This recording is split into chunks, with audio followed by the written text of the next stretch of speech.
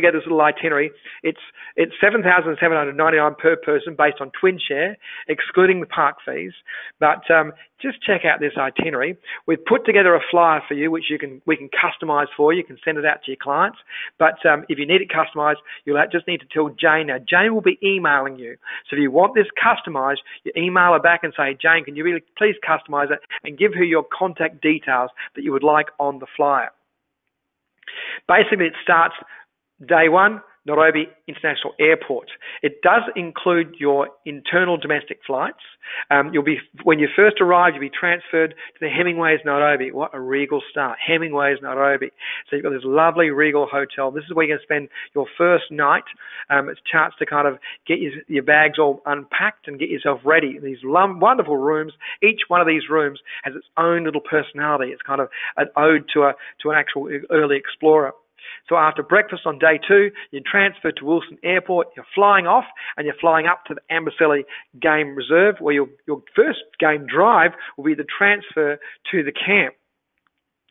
You'll be staying at the Tortillas camp for 2 nights. I love the Tortillas camp. This thatch roof, the canvas. I mean, it's just divine.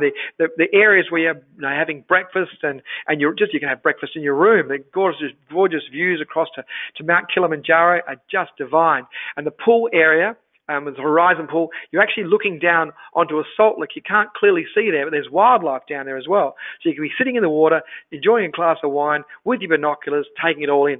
Now, on day 3, you'll enjoy a lovely hearty bush breakfast, and then you'll head off on a little morning game drive.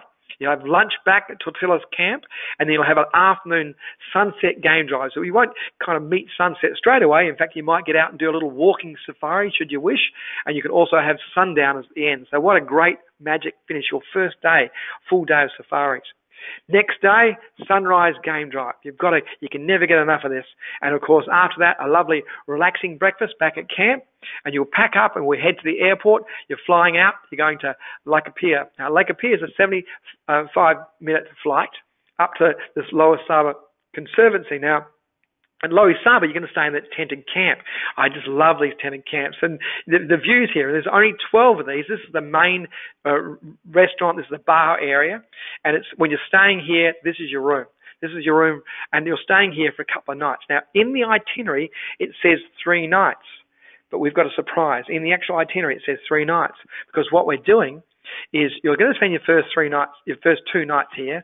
You'll be staying 3 nights altogether, but you're going to be here at this lovely tented camp, enjoying the facilities, a wonderful lunch when you first arrive, and you'll head out and do an afternoon game drive. Then you'll have day 5 and 6. You'll do a full day of morning game drives and walks, and you'll do afternoon game drives, and you get a chance to see wild dog, and you'll see some of the wildlife that's endemic to this area, like your gravy zebra and your reticulated giraffe in the background there. See how the belly of the zebra is all white?